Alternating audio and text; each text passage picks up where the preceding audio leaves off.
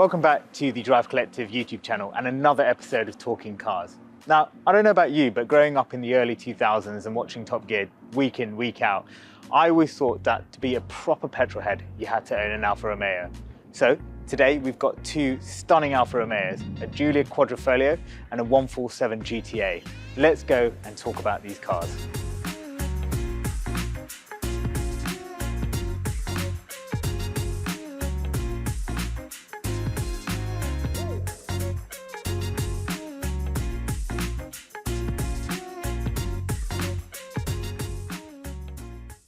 I don't know about you guys, but I've never owned an Alfa Romeo. I have always wanted to own an Alfa Romeo, and I think after watching Top Gear for years, always thought that I had to own one as a rite of passage. Can I a rite of passage to what? A Ferrari? I think Rahul's got a good point, because my love for Alfa starts with the original, not the original, but the 60s, 70s GTV, the Alfa 105 GTV. There's people in DC who have one. Yeah. And if you look at that, it's basically the closest thing you can get design-wise to a 250 Lusso Ferrari. And it's got the same glass house, got the same oval drooping back profile, and you get into it and you've got these twin bezeled dials that come out towards you. You've got this deep dish steering wheel, you've got a gear knob that comes up, and a super characterful, highly engineered engine. And that Ferrari link has, to me, always been there. It's always been the Ferrari of saloon cars. And I think this was a return to form for that, when you got that Ferrari connection and incredible performance. This is phenomenal, and I think this has brought back Alfa to the front where we're talking about it more and more, because they're in the late 90s, early 2000s. I mean, this was it, and its sister car, the 156 GTA. Aside from that, they really had some poor cars that they were making. So in the 80s and 90s, it wasn't necessarily Alfa Romeo, but so for example, Lancia earned a particularly bad reputation for their cars just decaying and rusting. So that just tarnished all Italian cars with the same brush.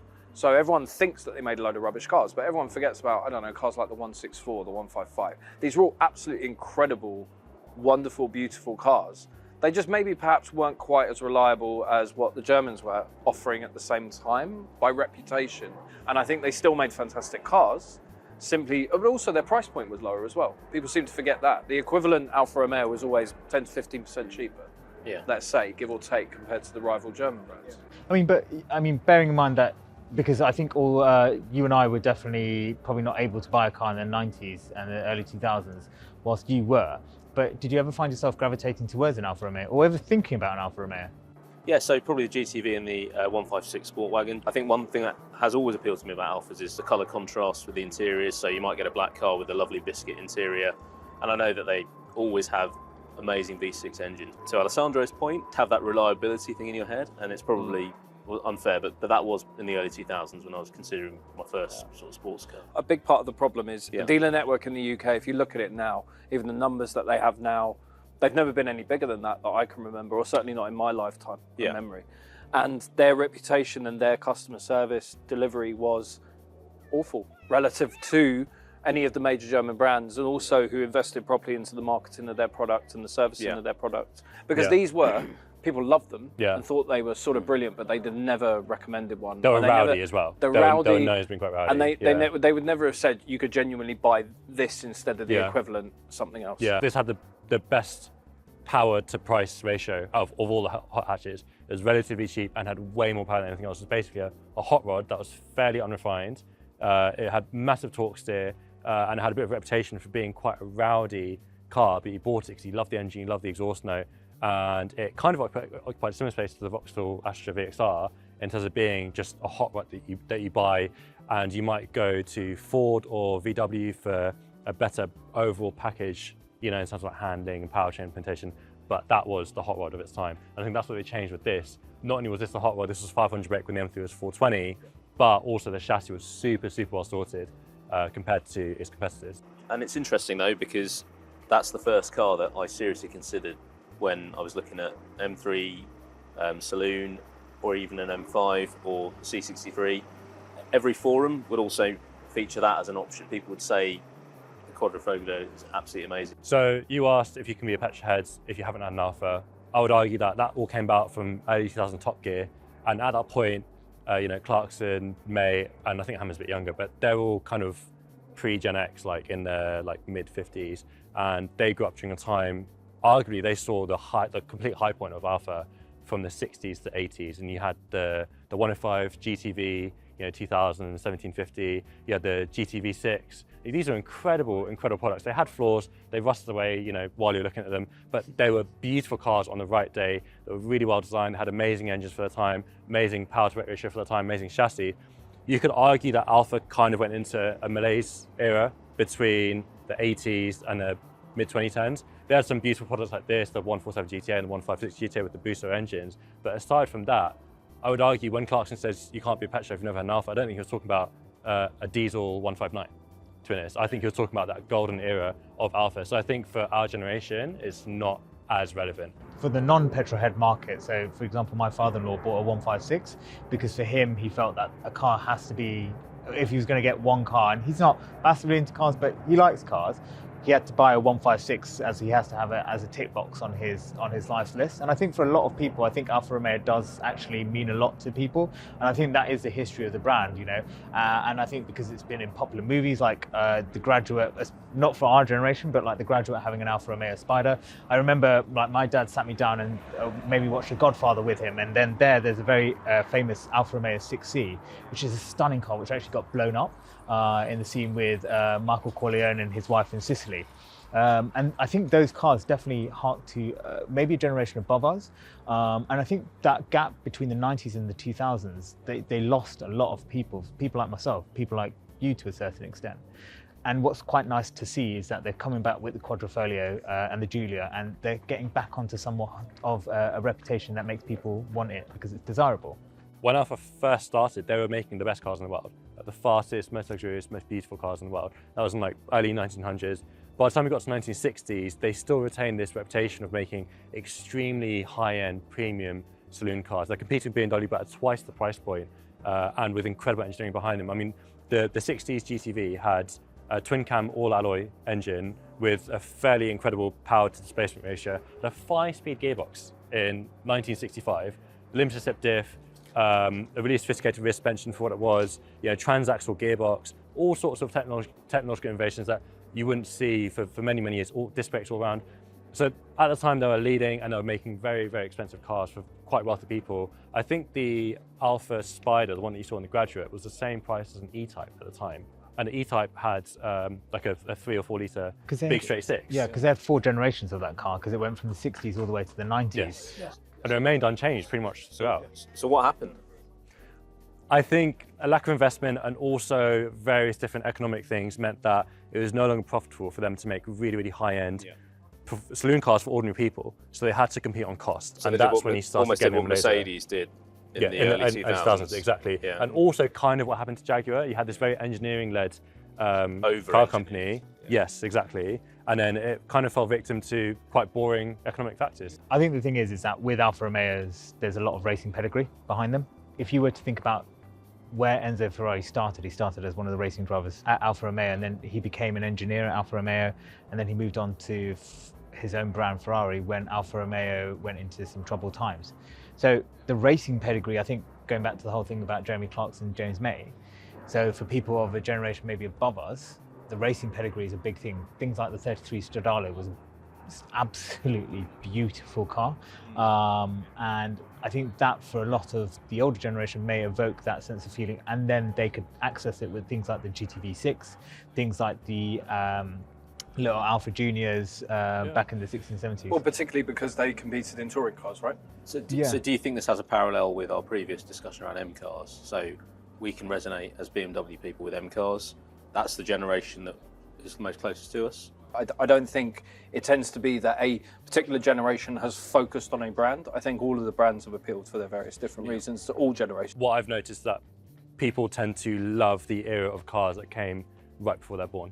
And a lot of Gen Z kids love E36s, in particular IS200s, that era of like early 2000s, late 90s drift cars, and that's the culture that came through a lot, partially to the movies that were around during the time, and partially because of social media, which has highlighted drifting and rear-wheel drive cars and that era of cars in a big way through tuning culture and that sort of thing. But jumping off your point, I would say 60s to 70s Alfa is the equivalent to what 90s BMW M was. That's what I was getting at with the E30 M3 touring cars. Exactly. That's why I love them. What you had is a humble saloon car that was well designed with a huge amount of technological advancement in it. You had a race car engine effectively in the M cars. The same thing with 1670s Alfas, and that's what really made the brand what it was. And you could argue the same thing with these. You've got this incredible engine, and when people talk about these, they talk about the Busso, and when people talk about these, they talk about the Ferrari engine. And I think that is that link that I think the way in which Bring M resonated with people of, you know, kind of millennial generation growing up with that is that you could compete with supercars potentially in your humble little saloon, and that's what Alfas were able to do back then, and that's what they're able to do now as well. Let's talk about the 147. So Tony, thank you so much for bringing the car here. Just run us through some of the facts just about what this car came out the factory with. It's a 3.2 V6 Busso engine. Yeah, 250 brake. Done a lot of the upgrades on there. The car, when I bought it, was standard, all original. In fact, it'd been stored for a long time. The suspension WV3s, I think they're on. The air filter opens it up even more. The engine sounds so much nicer. A short shifter, definitely the suspension, just to kind of give the car the right balance. And then the semi-slicks, I think, just really helps it around the track. You know, all that setup it's not just looks, it performs really well, the car. What's the other reasons you decided to become an owner of one of these? I had uncles back in France who were fanatics with cars, and one of them especially was a fanatic with Ferrari. So he had, you name it, back in the day was the F40, the Testarossa, all posted up around the walls and all that. He loved his Alfa. His Alfa was probably the next thing to kind of close to a Ferrari. And the one thing that I always remember was it was a GTV V6, red, with the yellow lights. And ever since then, it's just like I always wanted to have the yellow lights, and I think it's my sort of trend now. I kind of like to put the yellow lights on certain other cars as well. So as a piece of design, got to talk about this engine bay. First things first, you can see 50, 60 years worth of Alfa heritage in this bay. From the front, you've got the polished rib cover, polished metal intakes, which you weren't seeing anything beyond the 80s really, and suddenly you got it back in this. Any other engine bay of this era still looked good, but you had lots of black plastic and lots of matte finishes. Suddenly you've got this shiny polished cam cover in this Busso engine. And then you go to the interior and you've got a fuel gauge that says Benzina, sorry my Italian accent's not that good. You've got these deeply cowled dials that are reminiscent of the original GTVs and Ferraris. There's so much specialness in that interior. You've got the rib leather seats. And I think there is that direct connection with supercars, because at the end of the day, this is a Ford Focus rival. This is a Focus RS rival, and yet, if you look at them as piece design, as interiors, they couldn't be more different. It's unbelievable to think that they're even on the same level. I think that's what makes these cars so special, and that's also why the GTA, V6 has held its value in comparison to other hot hatches, despite the fact that they do have some notorious issues with rust and the high mileage ones, and even then, you still get people fawning over these. I think it's quite incredible. Well, I actually was saying to Garleb earlier, I used to own a 156. It wasn't a special 156, it was a 1.8 twin spark. But the sound and noise and feel and everything that you got from it was just way beyond anything else that I could have bought at the same time. The fizz. The fizz, it gave you the fizz, James May's famous fizz, right? Graham, this is your Alfa Romeo Giulia Quadrifoglio? Quadrifoglio. Quadrifoglio. What brought you to your love of cars, and what led you to this? Oh, good question. I guess so.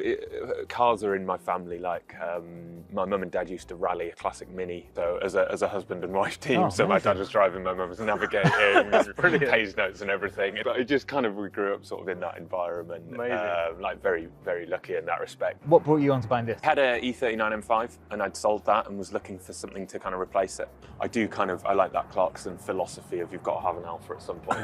I mean, so I was like, but I didn't want to compromise. Given this first one you've had, does it feel, aside from being a 500 horsepower super saloon, does it feel more special for being an Alfa? I think it does, yeah. Yeah, I think it does. And I think little things about it are kind of why it does that for me. So little things like the interior, it feels like a nice place. It's like very Italian kind of design. You didn't choose the carbon seats on it though? No, I didn't. To be honest, so some people seem to love them, some people seem to hate them, and I didn't want the beautiful exposed carbon to get beaten by feet. How does this compare as a super saloon to the E39.5? So I think it compares they're quite similar in terms of that. Like they've both got that totally usable capability that you can genuinely just use it as a saloon car, but then also they can do that whole like set your hair on fire, go for a Sunday morning drive worth getting up at 5 a.m. for. And I like that in a car, like that ability to kind of do both. Now having owned one, I get it. I think this one is almost a bit of a cheat Alfa to own because it is not as compromised as I think the place that comment comes from. No, so we got 2 Italian cars, so the right thing to do would be get some pizzas, have a chat about these cars. Do you have to have owned an Alfa Romeo to be a true petrolhead? I don't think so, no. I don't think so. I'll say the majority of petrolheads probably haven't owned an Alfa. Chances are, if you own an Alfa, probably are a petrolhead, even if you don't realise it. Because to own an Alfa is to prioritise, that feeling, that emotional connection with the car over some of the finer practicalities or something jamming, basically. Yeah. And I think if you do prioritise those things, you are a petrolhead. Whether you know it or not, you are a petrolhead. I agree. Yeah. I think for the newer generation, they'll probably be more into the BMWs, the Audis, the Mercedes style of things. Whilst what I think is quite nice about the Giulia is that it has brought Alfa back. What about the 4C? Where does that sit in all of So this? I think the 4C is somewhat undervalued as well. I think it has got some flaws which make it an Alfa Romeo, one being that silly gearbox and the fact that you can't move the seat, you have to move the pedals and the steering column. But I was talking to a good friend of mine, Sean, who actually works on cars, and he's incredibly fastidious, and he is someone who I trust with cars, and he says a 4C tuned right, nothing else like it. That's key. But the residuals have held up quite strong for a 4C versus the Cayman. It's similar to where Lotus is now with the Emira, and they're trying to sell the Emira versus the Cayman. Yeah. And the Emira ultimately is the heart purchase. Yeah. Cayman is the head purchase. And that's what's interesting with the Giulia, is that it was a heart and head purchase. Yeah. It had bang for buck. I think it was slightly cheaper than the M3 when new. Yeah, it was. And it had a lot more power. Yeah. And people say it handled better. Yeah. And it had all of these supercar touches with the hyper quick steering and the massive column mounted pedals, which everyone else has steering mounted pedals. It was a statement of intention as a race car. The thing about this is that of all of the manufacturers still around today, Alfa is the one that has the strongest link to their design language in the heyday of the 60s. And you look at modern BMWs and they've severed the link, whereas you get in that, you can go straight from a 105 Alfa and get into that and you're full familiar in the cabin because you've got this twin cowled dials, you've got this similar kind of driving position where you're kind of quite loose, you're sitting quite back into this softly padded seat, you've got a lot of glass around you and you've got this sculpted interior that looks like it's been designed. Where you sit in a BMW and you have a very functional interior, it's nice, a bit like an iPhone, but that's like, you can't even call it a smartphone. It's more like a sculpted designer phone, that you had. So I think as an item of desire, it's really, really cool. And there's not many modern cars that still fulfill that thing of being item of desire. So going back to the point about whether or not you do need to be a Alfa owner to be a true petrolhead, I think you had to have some desire to have one. It is quite sad to see that in the 2000s they did dip and they did lose a whole cohort of people who would be Alfa Romeo enthusiasts. Yeah. Maybe you don't need to have owned one. But you have to have an appreciation of what they stand for and what they've come from and what they're hoping to do in the future. And I think the Giulia is phenomenal. And just from an emotional standpoint, it really does, for me anyway, and I'm sure for the rest of you, it really does hark back to something that Alfa really stood for at the beginning.